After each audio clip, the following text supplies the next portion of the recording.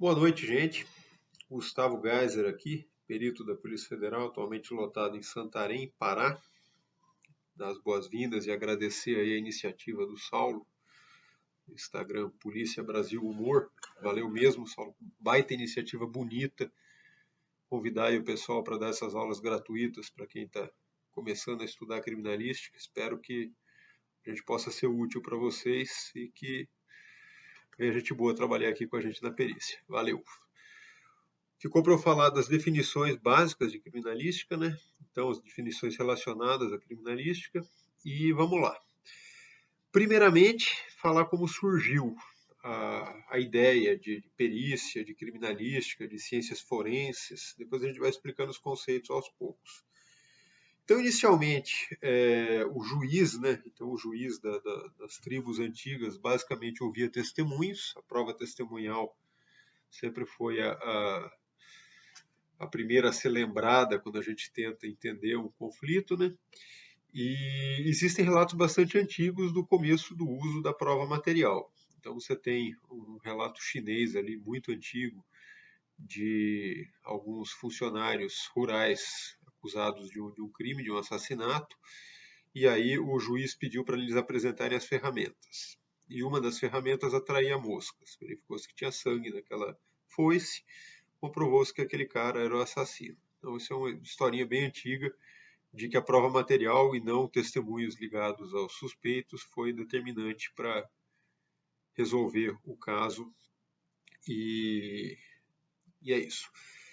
Posteriormente, no Império Romano, tem vários casos de médicos serem chamados para esclarecer casos de morte, né? Então, saber se foi envenenamento, saber se foi assassinado, saber se foi morte natural, etc. Então aí a gente começa a ter a figura do especialista, que é o perito. Então, perito já pode ver de maneira lato, se olhar no dicionário, perito é sinônimo de especialista. Então, a gente tem que ser especialista em alguma coisa e a gente tem que saber para quem que a gente está emitindo esse estudo técnico que é o laudo, né? Então, a primeira das especialidades usadas para fins judiciais foi a medicina, né? Isso é inegável. E, posteriormente, outros casos, tanto de natureza criminal quanto civil, passaram a utilizar especialistas para descrever uma questão material qualquer, né? Então, a gente tem a checagem de assinaturas, para saber se aquela assinatura efetivamente partiu da pessoa que indica ter partido. A gente tem questões ligadas a acidentes, questões ligadas à qualidade de materiais, uma transação comercial que o produto não equivale àquele negociado, etc. Então a gente começa a ter vários especialistas envolvidos e metodologias, né? Então a gente começa a precisar de um sistema para organizar essas várias ciências que usam do seu expertise para resolver questões jurídicas, né, conflitos. A partir daí a gente pode definir melhor essas três coisas que a gente acaba falando de maneira um pouco confusa, parece que é a mesma coisa. Então, o que é perícia, o que é criminalística e outro termo que vem sendo cada vez mais usado, o que são ciências forenses. Então, criminalística, basicamente, é um sistema, não é uma ciência à parte. Ele é um sistema que organiza as diversas ciências, que aí a gente está falando em ciências forenses, um ramo dela, uma especialização dela, que visa atender essas questões feitas pela justiça. E o perito é o especialista, a perícia, portanto, é a análise feita pelo especialista em cima da matéria questionada, visando atender essa demanda judicial. Então, a gente tem uma demanda judicial aí como origem de tudo, um objeto a ser periciado, algo qualquer que seja o objeto de perícia, e uma ciência que seja utilizada para que a gente faça essa análise, né? Então, acho que já ficou um pouco mais claro que criminalística não é nenhuma das ciências, mas a criminalística organiza e viabiliza que determinadas ciências, medicina, biologia, agronomia, informática, etc., que os campos de estudo das ciências possam ser usados para fins judiciais, seja civil ou criminal. Então a gente tem tanto o perito da esfera civil quanto o perito da esfera criminal fazendo perícia. E essa questão do civil e do criminal já levanta uma questão interessante para nós agora de que quem que é o perito, quem pode ser o perito, né?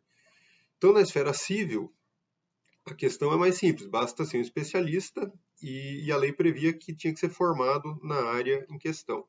Nem todas as áreas têm um curso de graduação ligados a ela, né? Grafoscopia, por exemplo, não tem, mas entende-se que o cara tem que comprovar que ele é especialista naquela questão. Na esfera criminal, não. O perito oficial, ele necessariamente é um funcionário público concursado. Isso é importante para dar a isenção que é necessária quando existem duas partes e eu não vou ser contratado por nenhuma dessas partes, né? Então, é o papel do funcionário público em geral e do perito em especial. E, novamente, a gente tem que ser especialista nessa nossa área, né? O concurso da Polícia Federal, por exemplo, foi para agrônomo, sou engenheiro agrônomo de formação, e eu precisei comprovar determinado conjunto de conhecimentos de agronomia para poder ser aceito como um perito agrônomo. Então, esse acho que é um ponto importante também, que cada vez fala menos. Então, a gente fala muito de formação de perito, e esquece que a base principal da formação do perito é uma área de especialidade clássica, né? Então, para que serve a formação do perito após isso? Para eu conseguir ter ferramentas específicas, essa sim, da criminalística, um conjunto de ferramentas do que é a criminalística, que me facilitem e me deem método para tratar aquela questão especificamente para responder quesitos. E aí eu volto para um outro conceito importante, o que é quesito. Então, quando eu estou respondendo uma demanda judicial, essa demanda geralmente é feita através de quesitos. Existe algo que precisa ser respondido para um determinado enquadramento legal. Esse algo é perguntado de maneira bem objetiva numa frase, e é essa pergunta que eu vou responder. Além disso, também tenho o dever, não é nem o direito, de esclarecer mais coisas que se entendam pertinentes sobre aquele objeto, mas o início, o ponto de partida, é a pergunta. Então, num caso que eu trabalho muito, por exemplo, de dano ambiental. Houve dano ambiental? Sim, houve. Não, não houve. Ponto. Pergunta seguinte, qual que é o tamanho do dano ambiental em área? Em determinados desmatamentos, a gente mensura a área. Houve uso do fogo? Verifica-se se houve uso do fogo. Houve contaminação do lençol freático? Existem outras metodologias para se verificar se houve contaminação do lençol freático. Houve degradação de algum outro tipo, houve morte de animais, etc. Então, tudo isso são perguntas que eu, técnico na área, sou capaz de responder e utilizo, assim, tanto meu conhecimento da área de agronomia, quanto o treinamento como perito. Então, muitas vezes, como perito, eu sou obrigado a desenvolver metodologias também, né? Então, tem uma determinada pergunta que não tem um método claro para responder ela, e aí a gente busca, tanto na literatura quanto fazendo experimentos mesmo, métodos de se responder satisfatoriamente aquela pergunta, e expõe-se daí a metodologia, expõe a confiabilidade dela, então toda metodologia tem algum nível de incerteza, a gente precisa expor isso, e isso é o laudo.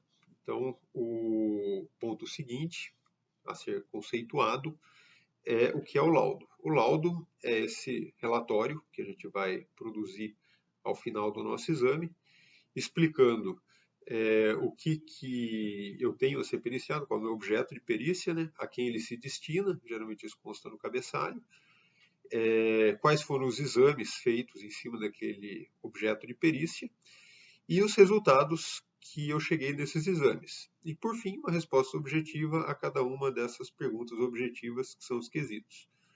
Então, aí a gente já tem, por cima, o conceito de criminalística como um sistema, o conceito de ciências forenses como o ramo de cada uma das ciências que o homem desenvolveu voltada a atender às demandas judiciais, a perícia é a análise realizada pelo especialista, que é o perito. O laudo é o documento técnico produzido pelo perito no interesse de uma determinada demanda judicial. Os quesitos são essas perguntas feitas pelo demandante no interesse de entender o melhor enquadramento legal daquele fato que ele está analisando. E quando a gente fala em ciência, a gente tem tanto o empréstimo direto do que já foi desenvolvido no campo científico daquela determinada especialidade, quanto métodos que a própria perícia é obrigada a desenvolver e desenvolve muito bem, né? Como eu dei o exemplo anterior da grafoscopia, então a análise gráfica ela surgiu na perícia e ela se desenvolveu basicamente na perícia, bem depois que a universidade começou a se interessar também por essas questões e começou a ajudar a melhorar a grafoscopia como uma ciência, né?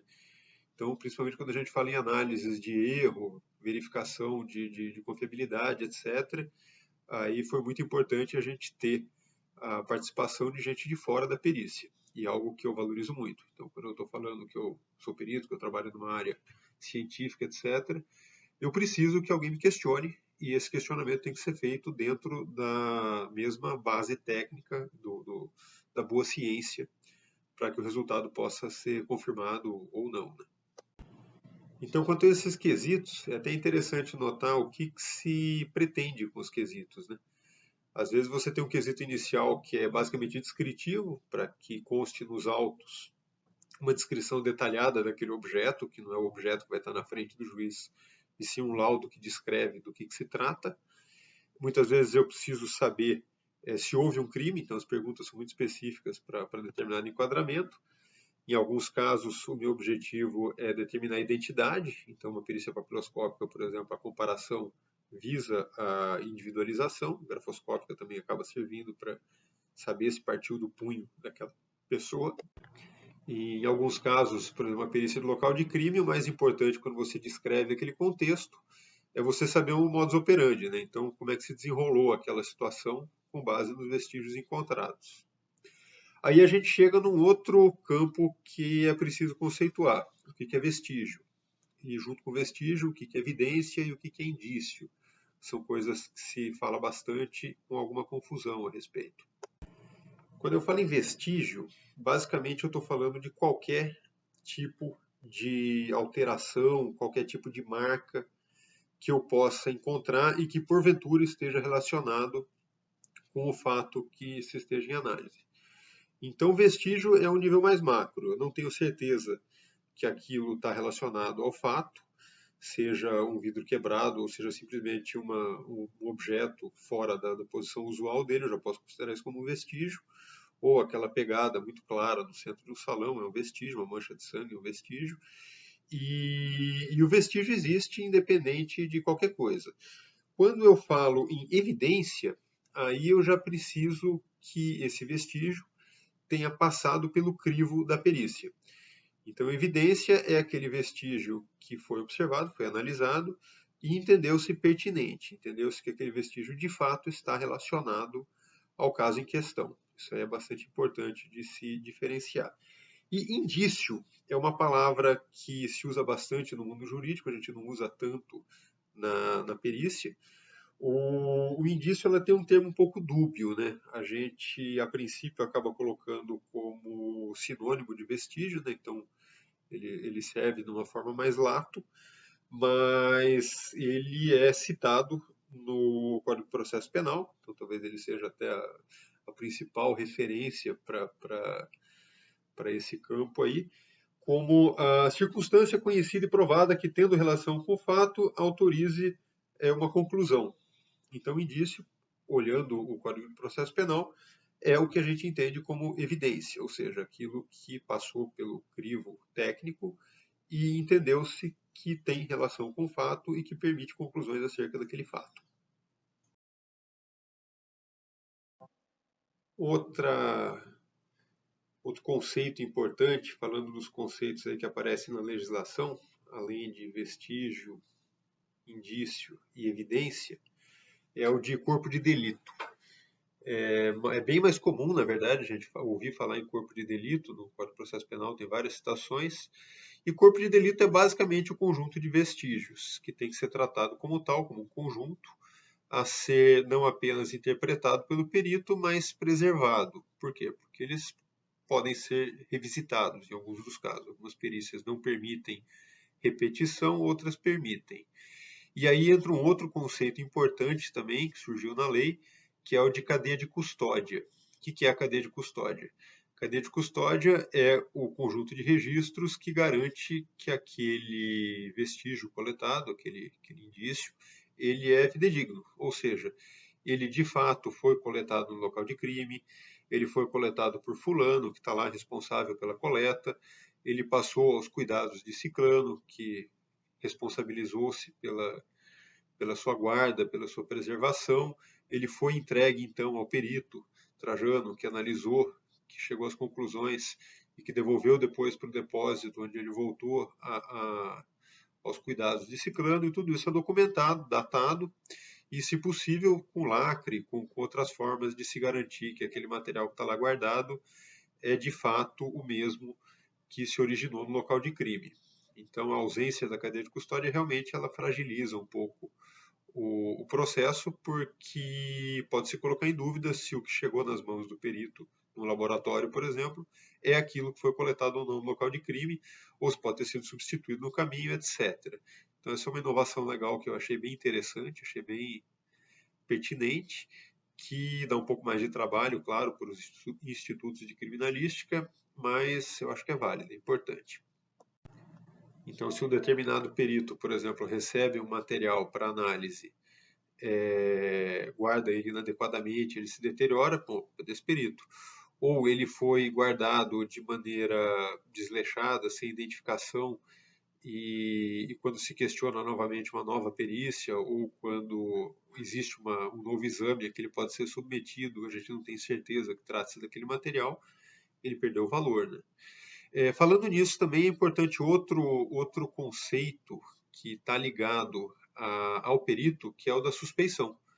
Então, da mesma forma que o juiz está sujeito à suspeição, quando é amigo ou inimigo de uma das partes, o perito também. Então, é um caso interessante que lembra-se sempre da suspeição do juiz, mas existe também o conceito de suspeição do perito, e aí fica interessante a situação de que o perito oficial, é aquele que tem que ser realmente isento. Então, volto à diferença ali de um caso civil, onde os peritos são contratados pela parte, e do caso criminal, onde o perito é necessariamente um funcionário público concursado. Outra novidade aí, falando em conceitos ligados à criminalística, é o de assistente técnico. Então, é uma inovação também que me pareceu muito positiva na lei, que se as partes querem, conferir e acompanhar os exames para saber se eles estão sendo feitos da maneira correta, ou também querem ter acesso para, de repente, fazer novas perguntas, pedir para que a perícia oficial realize outros exames, possa ter esse acesso, esse contato com o objeto a ser periciado e com o perito. Então, já havia a possibilidade das partes pedirem para quesitos, né? Então o réu pode também oficiar o juiz para que se apresente quesito X ou Y para o perito, e agora o réu pode indicar também um assistente técnico para acompanhar os exames, e ao final dizer que aquele exame foi feito com técnica X, poderia ser feito com técnica Y, enfim. Ou até conversar com o perito, vamos fazer análise X ou Y também. Isso me pareceu bastante válido e é uma inovação da legislação atual. E falando nessa conclusão, outra coisa importante de se conceituar também é que a resposta ela pode ser enfática. Então, existe um quesito que pergunta se aquela assinatura pertence a Gustavo Geiser. Sim, pertence. Ela pode ser excludente. Então, essa impressão digital não pertence a Gustavo Geiser.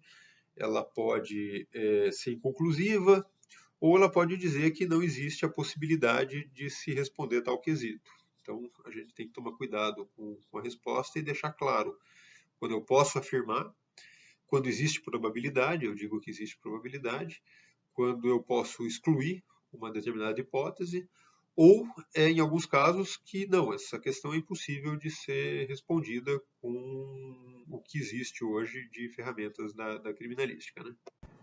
E aí é importante também a gente deixar claro que não existe muito espaço para subjetividade, né? Então eu posso ter uma opinião a respeito, mas não cabe colocar essa opinião no laudo. Eu vou fazer uma análise, não consegui chegar a uma conclusão, não cheguei a alguma conclusão. Estou numa cena do local de crime que a gente suspeita de uma determinada dinâmica, eu posso até colocar hipóteses de dinâmica, mas não indicar a minha preferida. E acho que é isso, gente. Esses são os principais pontos que eu queria colocar para vocês aí nas definições ligadas à criminalística, né? Então, vão ter outros específicos de cada área, que aí cada aula vai poder explicar melhor.